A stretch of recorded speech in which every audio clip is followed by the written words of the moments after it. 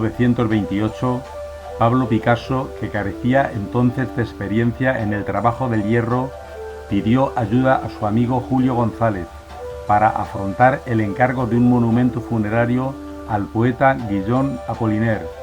En el transcurso de 4 años abordaron la creación de un proyecto de escultura desmaterializada, cuya inspiración obtuvo Picasso de un pasaje de la novela de Apollinaire, El poeta asesinado. Las trayectorias creativas de Picasso y González fueron bastante diferentes, aunque culturalmente próximas. Amigos desde muy jóvenes, ambos vivieron en la Barcelona modernista de principios del siglo XX. Julio González falleció repentinamente en su casa de Arcueil, el 27 de marzo de 1942. Los únicos artistas que asistieron a su entierro fueron Pablo Picasso y Luis Fernández, en un contexto insólito. La capital francesa estaba ocupada por las tropas alemanas y la vida artística había prácticamente desaparecido. Apenas una semana después, Picasso realizó una serie de naturalezas muertas que, en sus propias palabras, representaban la muerte de González. Es el caso de la cabeza de toro con la que se abre la exposición. Julio González y Pablo Picasso se conocieron en Barcelona a finales del siglo XIX, en el contexto del modernismo tardío. En estos años, la ciudad fue escenario de diferentes debates, que tuvieron un fuerte impacto, tanto en sus respectivas trayectorias como en la de otros artistas de su generación, tales como Isidro Nonell, Joaquín Mir, Pablo Gargallo, Ricard Canal o Carles Mani. Por un lado, comenzó a ponerse en cuestión la difusa línea que separaba las bellas artes y las artes decorativas, con el consiguiente renacimiento de las segundas, en especial la forja de hierro. No hay que olvidar que los oficios ligados a la construcción y acondicionamiento de interiores viven entonces una importante expansión, animada por el auge de la arquitectura modernista.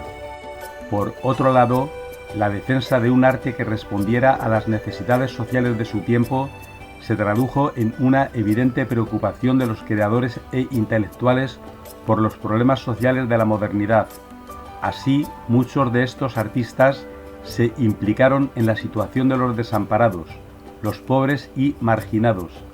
En el registro estético, casi todos ellos se alejaron pronto del simbolismo incipiente y abogaron por un naturalismo y un cierto primitivismo, en el que resonaban los ecos de Puvis de Chavannes, Gauguin, Auguste Rodin y particularmente el Greco, tal y como se puede apreciar en las populares gitanas de Nonell, las obras del periodo azul de Picasso, los degenerados de Mani o en la pequeña maternidad con capucha de González. Se ha considerado tradicionalmente que González llegó a la desmaterialización de la escultura por medio del cubismo de Picasso. Sin embargo, se sabe que los dos amigos, ya establecidos en París, perdieron el contacto entre 1904 y 1921. Sería quizás la influencia de los cubistas tardíos, agrupados bajo el denominado movimiento purista surgido en 1918, entre ellos Amadeo Ozenfant, Albert Gleizes, Henri Laurens o Juan Gris, lo que condujo al artista catalán a la investigación en torno a la escultura metálica y a la desmaterialización de los volúmenes. Los primeros relieves que realiza González con planchas de hierro en torno a 1927 son excelentes ejemplos de estas exploraciones. La búsqueda de armonía visual y de transparencia, entendida como negación de la materialidad, así como la preferencia por los objetos tipo botellas, jarras, fruteros, propios del purismo, presente por ejemplo en la jarra blanca de Ozenfant, tienen claras resonancias con estas obras de González, como demuestra Naturaleza Muerta 2.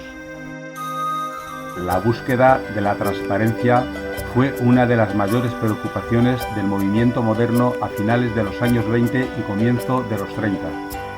En el campo de la escultura metálica son numerosos los autores ligados a la tradición cubista, que antes que Picasso y González trabajaron en esa dirección. Pablo Gargallo, gran amigo del artista catalán, el primer Giacometti o Jacques Lipchitz, pasaron del cubismo de bulto redondo a la realización de obras, cuyos volúmenes se reducen a un juego de planos y líneas, y en las que el vacío juega un papel fundamental. Ya en la escultura cubista por antonomasia, la guitarra, realizada por Picasso en 1924, por las mismas fechas en las que se le encargaba el monumento a Apollinaire, se observa esa tendencia a la desmaterialización de los volúmenes. También la encontramos en la más cubista de las esculturas de González, el Arlequín, hacia 1930, donde no hay ni masas ni volúmenes cerrados. ¿Cómo dar forma a la nada?, se preguntó Picasso cuando le encargaron realizar un monumento que conmemorara a su amigo el poeta Guillaume Apollinaire, tras su muerte en 1918. Esta cuestión, a la que el artista no daría respuesta hasta casi 10 años más tarde, fue inspirada por un pasaje de El poeta asesinado, novela más o menos autobiográfica del escritor. Para dar forma a la nada, Picasso pensó en una escultura de hierro transparente y recurrió para ello a su amigo de juventud Julio González, en cuyas manos los metales se hacían tan dúctiles como la mantequilla. La colaboración entre ambos tuvo lugar a lo largo de varias sesiones, en el periodo 1928-1932, dando como resultado un conjunto de esculturas metálicas, en las que la fuerza creativa del malagueño tomaba forma, gracias al dominio de la técnica por parte de González.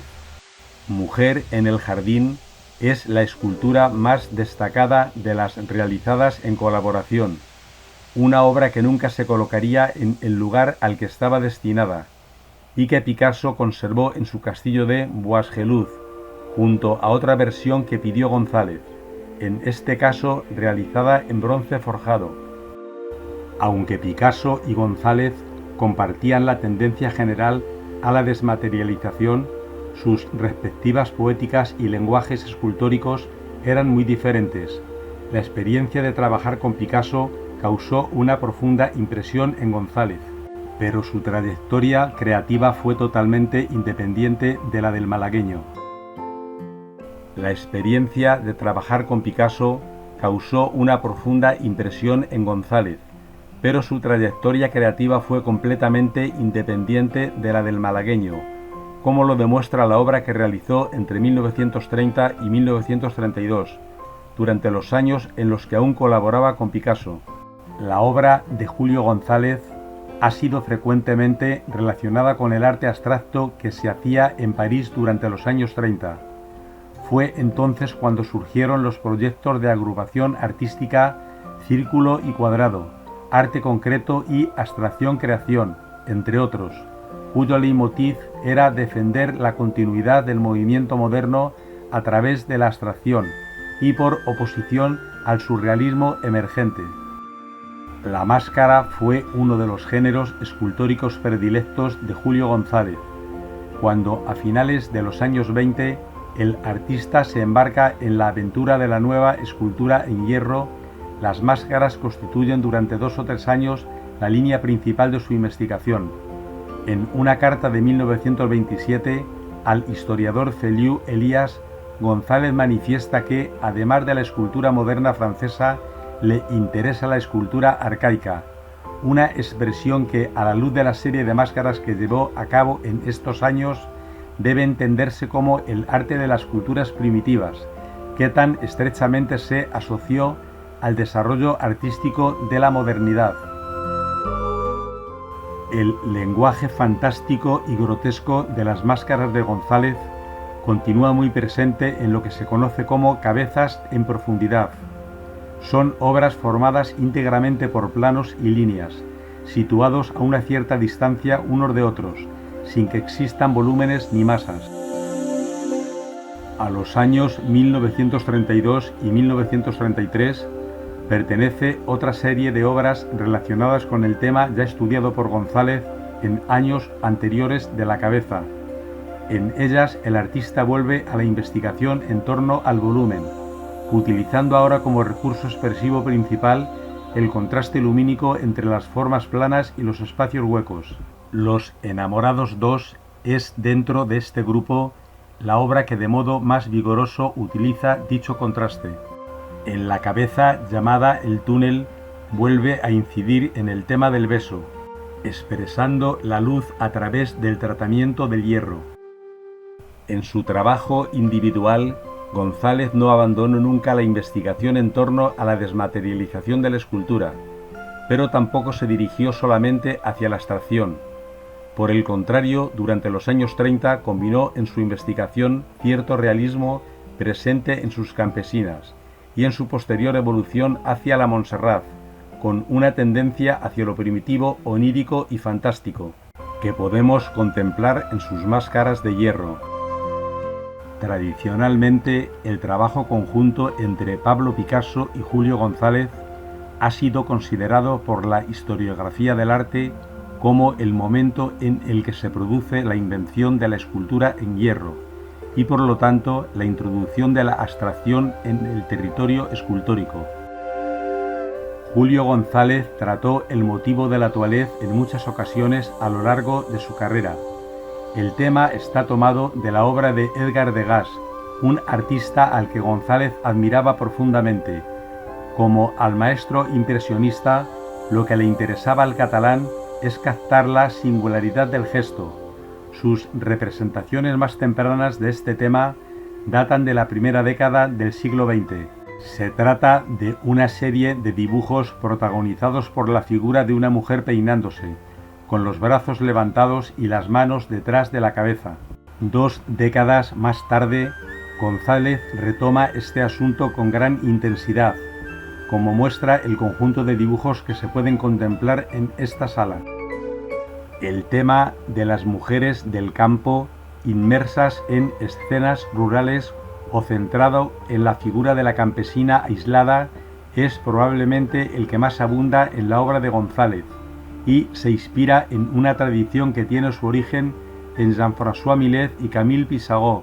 Estos dibujos de campesinas tienden a la planitud y a la simplificación geométrica. Las figuras son tratadas como siluetas, con origen en el modernismo y el noucentismo catalán.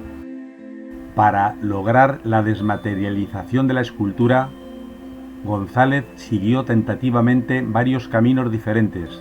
El último y más fructífero fue lo que él mismo llamó dibujar en el espacio, entendido como la práctica de una obra cuyos volúmenes se describen o sugieren mediante el juego tridimensional de formas planas o lineales, ejecutadas en metal, principalmente en hierro.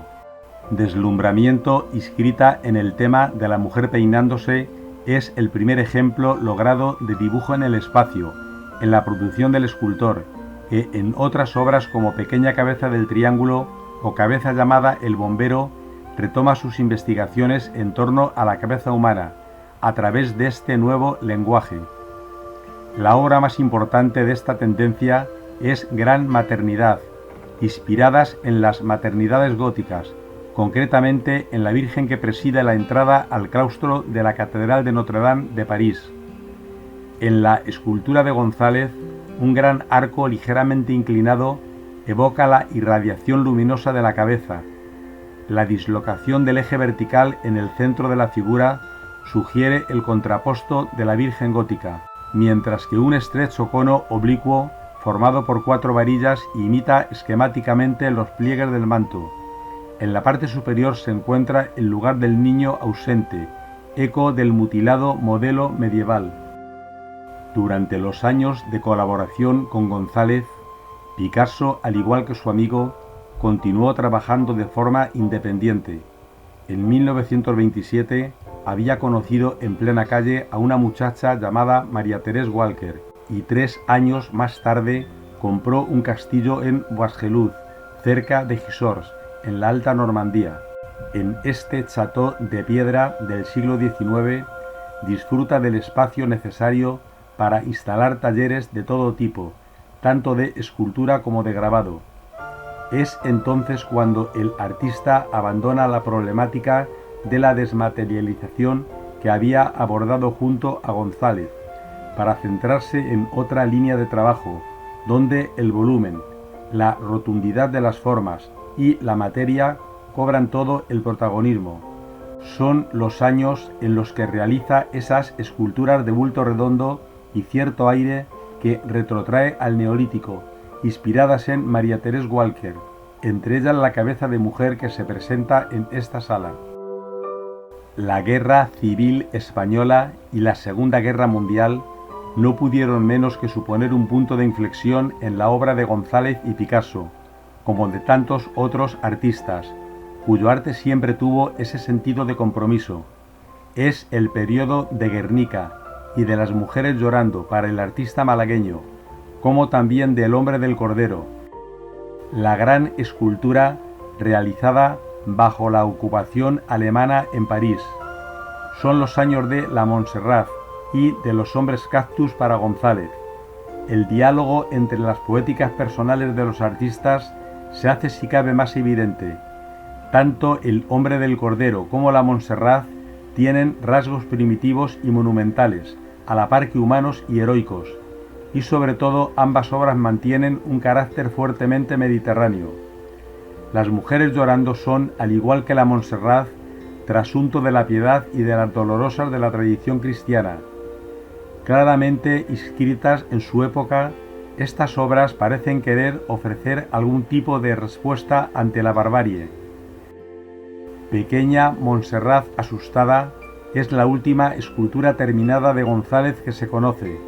Corresponde a unos meses difíciles para el escultor, que, debido a la guerra, carece de materiales para soldar hierro, lo que le lleva a realizar de forma paralela a su trabajo escultórico numerosos dibujos. Además de en las distintas versiones de esta bien plantada, González estuvo trabajando en una serie de hombres cactus. Son figuras que transmiten un espíritu muy próximo al de las Metamorfosis de Ovidio, motivo que también está muy presente en la obra picassiana de aquellos años. La historiografía tradicional del arte ha considerado esta colaboración entre ambos artistas como el momento en el que se produce la invención de la escultura abstracta en hierro, la tendencia hacia la desmaterialización de la escultura y el nacimiento de la escultura en hierro fue, sin embargo, un largo proceso que se inició con la práctica escultora cubista y que implicó en mayor o menor medida a distintos artistas en el París de los años 20 y 30 del siglo XX. Trabajaron en París durante las 3 primeras décadas y mantuvieron un vínculo que solo rompería la muerte de González en 1942. Su colaboración artística se estudia en esta exposición, teniendo en cuenta esa formación e inquietudes comunes, así como el impacto que dejó en sus respectivas obras. En el caso de González, este trabajo conjunto dio lugar a una serie de esculturas desmaterializadas, a una línea creativa que le permite potenciar la fantasía y la imaginación como claves de su poética personal. En el de Picasso supuso el aprendizaje de las posibilidades del trabajo de forja y de la soldadura en hierro, así como la realización de algunas de las esculturas más relevantes del pasado siglo, como Mujer en el jardín. En palabras de Tomás Llorens, comisario de la muestra en el origen de este proyecto, sin embargo y por primera vez, la presente muestra plantea como este hecho uno de los hitos fundamentales en el arte internacional del siglo XX no fue aislado y puntual, sino consecuencia de un proceso que respondía a un impulso de transparencia y desmaterialización que agitaba de diferentes maneras la creación artística de finales de los años 20 y comienzo de los 30. Exposición organizada por Fundación Mapfre, con la colaboración del Museo Nacional Picasso París, la Comisión Nacional Española para la conmemoración del 50 aniversario de la muerte del artista español Pablo Picasso y la González Administración.